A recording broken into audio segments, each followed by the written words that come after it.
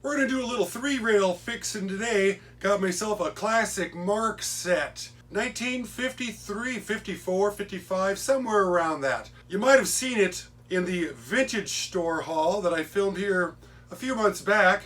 Well, this is that set that came without a locomotive. So I did some rooting around. Appears that I had a power assembly for it.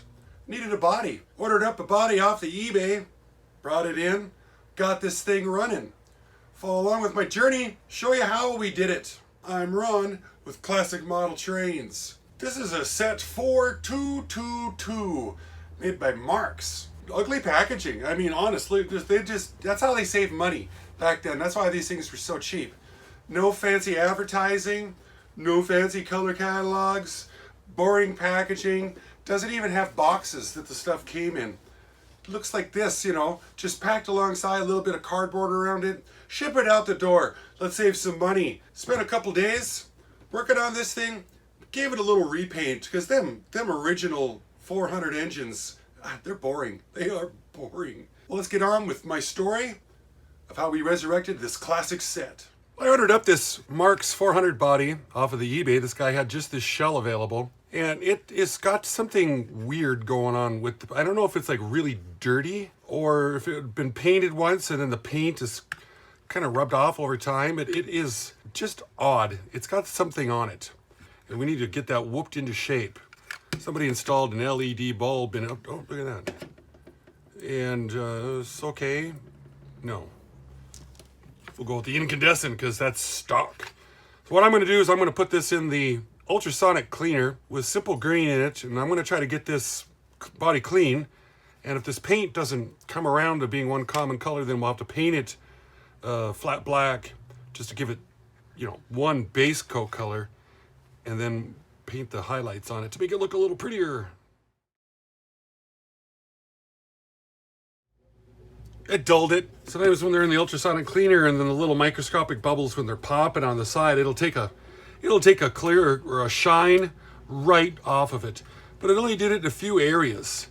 So I think that this shell had got something on it, like a brake parts cleaner, something caustic blew up alongside of it. I mean, you can see the... So yeah, we'll just go ahead and give it a fresh recoat of black. I'm going to tape off this metal plate down here and this because I don't want paint all over that. Well, we can start laying some details down on it. I got this motor here. I think it came out of a 490. It's a double reduction, so it's going to pull better than the original motor, which was only a single reduction that was in this. I think these side rods are ugly, and somebody, of course, has had to give it a repaint. Plus, there's a lot of grease on it. So I'm just gonna put this in the ultrasonic cleaner also. These things are so dang bulletproof. I'm not gonna get the coils wet. I'm gonna put it in right up to this line right here. Let this part soak and clean this up because this time I'm gonna try 2 or 3 really light coats instead of one really heavy coat, which is what I normally like to do. Figured I'd try something different. If I go low and slow at it, then it'll look better. That's what I'm hoping for. What's that? Oh, that? Yeah, that's my other money pit right there. My 72 Chibi K20, 3/4 ton 4-wheel drive. Put a bunch of time and money into it last summer, making a fancy engine for it, and now we got problems with the lifters. They're not putting the oil into the upstairs area for the, Thought about putting together a video on that of the build of that thing. You guys want to see that? If you do, throw in the comments down below. I got another channel that's been hiding out on YouTube. My firstest once. And I could throw it up on that channel for you guys that want to see that, because we don't want to pollute this channel with train or car stuff on a train channel, right? Right. Ooh. Oh yeah, I submerged the whole dang thing. Well, that looks kind of better already. It's hot. Holy goodness. Brush off some of this paint that's trying to scale off some. I took this outside and I blew it off with my shop air because I don't want to let water hang out inside there and create havoc. I mean, it's dry now, very, very dry. Wheels got something going on them a little bit, Need to finish kind of polishing it some. This chrome It's pitted. God, Lee, I just can't. What do I gotta do? Gears have been. It took the grease off there like nobody's business. This thing, I bet you it would probably run. I should just throw it on the track and see. I haven't done a thing to it other than completely submerge it in the ultrasonic cleaner and then blow dried it. Let's just see. Just for fun. It's just us. Well, okay then. Here we go. First run, and I don't know. Oh. Can you believe it? Oh. I don't think he's going to reverse. That reversing solenoid, it's a little seized up in there. But you leave it to Marx. Run and run and run. So I guess we'll have to fix the reversing solenoid and clean up the armature, brushes in here. The previous owner of this thing, he absolutely loved hot glue. And I wouldn't reverse because he put the hot glue gun right there and he freaking hot glued this thing into a forward position. You can see something that sits right up alongside here. I don't know if this is going to show up. It's maybe the rocker for rocking it back and forth. But it will... What have I done? Oh. So now we're going in reverse. And then you bang it around and do something, and then it's still going in reverse. Now it's going in forward. Still forward. Now it's going in reverse. Now, maybe this coil is bad. Maybe not. But I'm going to see if I can get inside of this thing. See, the reversing unit's just sitting right there. And see if we can get that out and take a little better look at it. Get these fellers off over here. The brush holders, we need to service that up anyway. Phillips screwdriver down here. Oh my, that is, full of old grease. Oh, jeez, I was wondering where that was coming from. Now I know. Oh man, what kind of prying? Can I pry on this? Here, right here, here. It's right in here. Here's some over here. I want to keep this side apart. I want to keep the other side apart. Because this little lock tab right here, this is what's holding it into the frame. So those are released. This is sort of released. Can I get this out? Oh, hey. Look at that. That wasn't bad at all. A lot of rust on this frame. So I'm guessing every time this drops, when it's electrically energized, pulls up on the other side. Yes, and this is how it would rock the thing back and forth. Now, if this coil is working, that's going to be the key right there. If I just put some oil in it, move this back and forth, try to help get it lubried. Oh, look at that. Ha ha ha, man.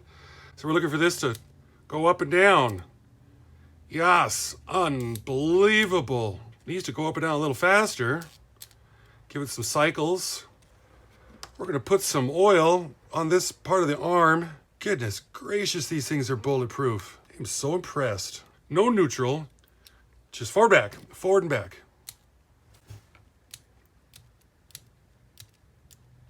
The fingers are up underneath here, and they are not easy to get at. This is definitely something that you're going to want to use a cleaner if you can to get up in there. They're copper, and they're also, what does copper do? Corrodes. Tarnishes? It does, it's blue. It looks like the color of the Statue of Liberty inside there. I can shine a light in there, but I don't think so I'm going to try some of my fancy spray chemical miracle. Hey, you know what? I used this stuff last time, and it worked amazing. Jewelry cleaner from Walmart. Perhaps that will get that stuff out of there. I don't know. I try anything. Let it soak like that for a couple minutes, and then we'll rinse it out. I got to get rid of that blue stuff. See if this works. I hope it does. Man, I hope it does. I soaked it in that jewelry cleaner for about 5 minutes.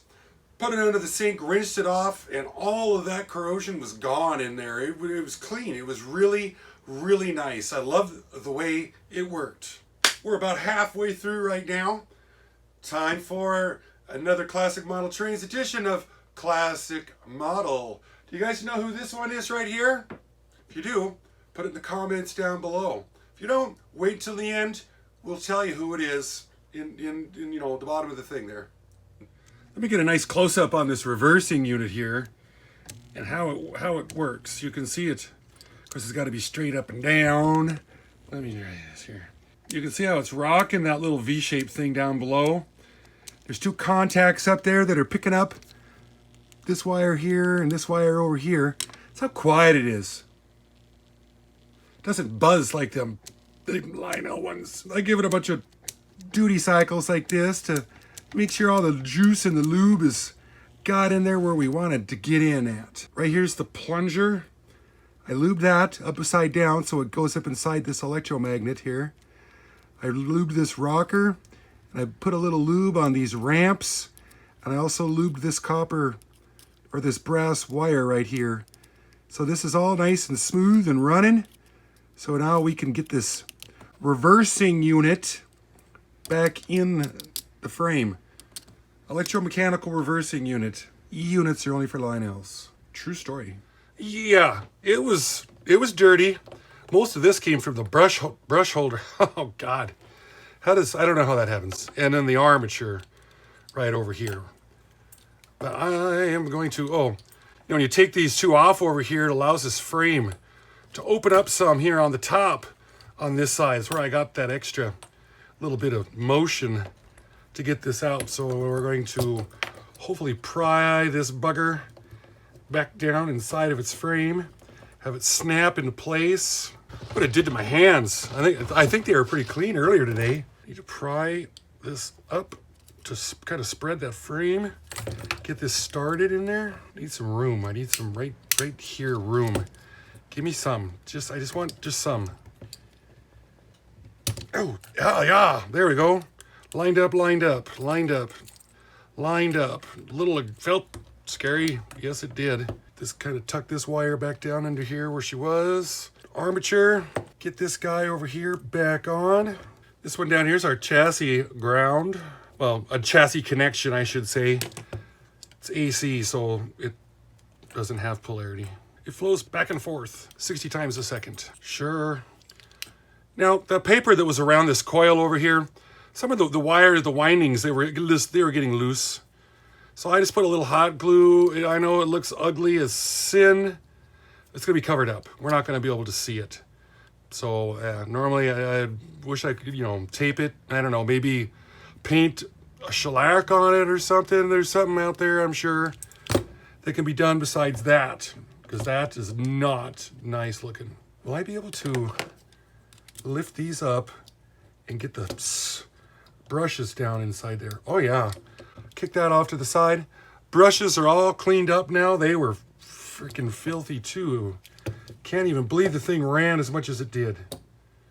Yep, there's one. I'm telling you, these old 027 stuff, I'm thinking of switching over. You can get in there and work on them.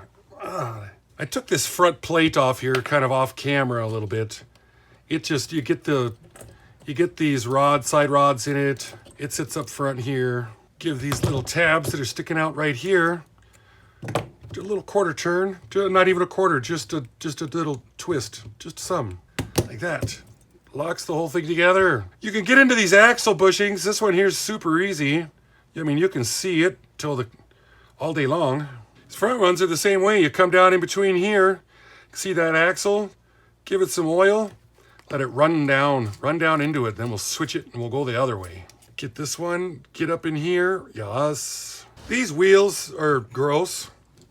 So I'm just gonna take the old Dremel with a wire wheel in it, and we're gonna whip these into shape. Don't gotta go super fast. Get stuff blowing your eyes and everything else. That looks a lot better. Yes, it does. Put a little oil on this pin right here. These idler gears right here, you could just barely see the pin sticking out of the frame that they're on. Try to get some oil inside on those shafts, coming in from under the driver. A little bit right in there. Then I want to put some grease on these gears. Multi-purpose synthetic grease. We'll put them on the gears, and then we'll roll it Help spread all that out. Put a little more, roll it, put a little more, roll it, put a little more, roll it. And I can see a sheen on all the gears. Yep, they are all happily lubricated. Put a little bit on this motor bushing back here, holding it at an angle. Hopefully some of it might run down in there. And just the tiniest little bit over here. It doesn't, that one, you know. Sure. Absolutely.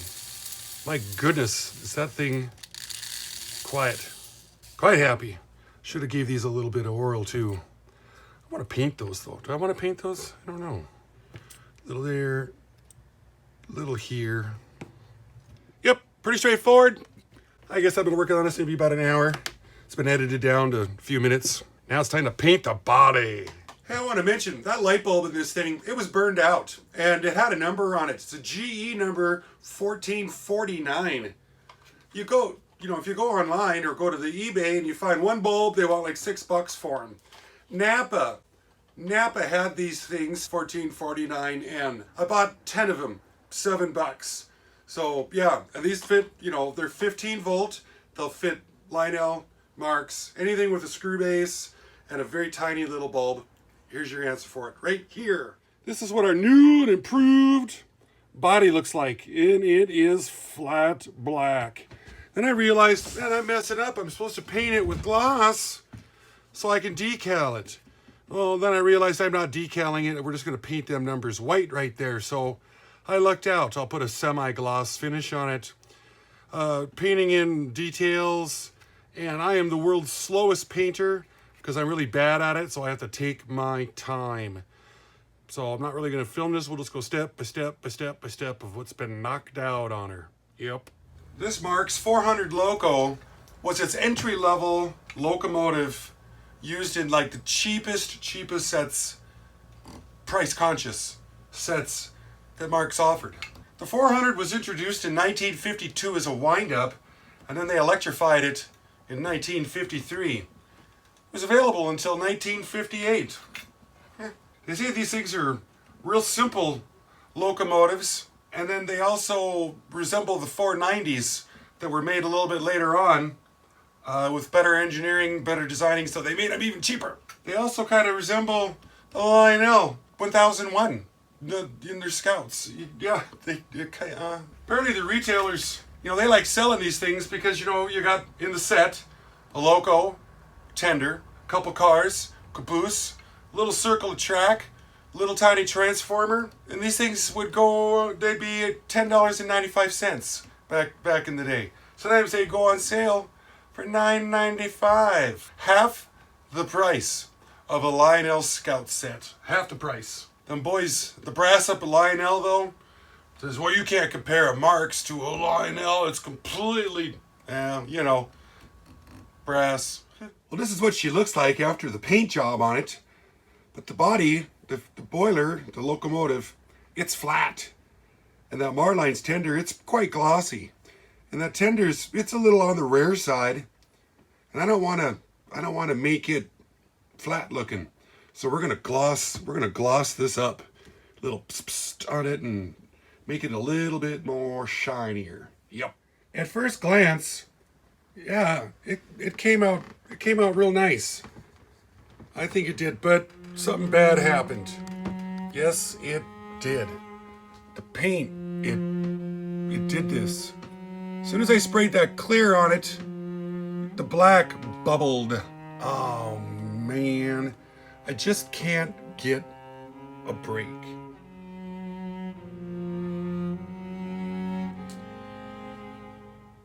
One of the nice things about this is that you can learn what to do, and you can also learn what not to do. Now, I'm not sure exactly why it did that. When I, pulled the shell out of the ultrasonic cleaner, I scrubbed it down, soap and water. It was dry. It was painted. Couple ideas. Just something to think. So I use this Ace Premium paint here. It says it's for wood, metal, and more. I don't know who makes this. And then I use the Rust-Oleum Ultra Gloss. Now, sometimes if you mix match paint manufacturers, that'll happen. because it only did it to the black and only parts of it. Could it be that I ended up putting too much gloss black on and then it wasn't fully cured? Because I did this in like 2 days, 2.5 days.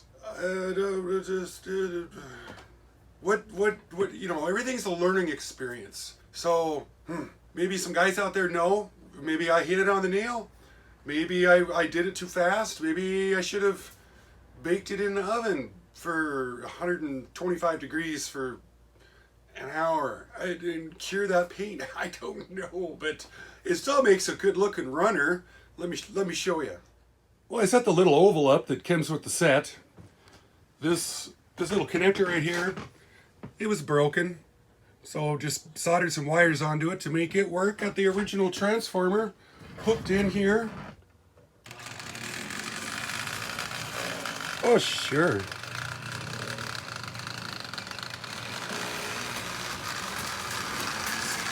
If I can keep it off the floor, that'd be a bonus. Yep, this is what we had.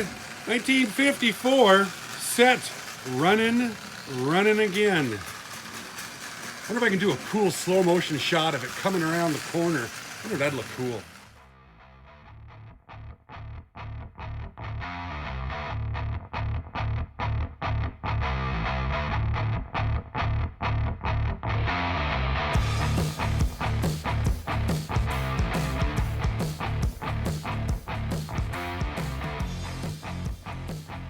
About 6 hours of painting.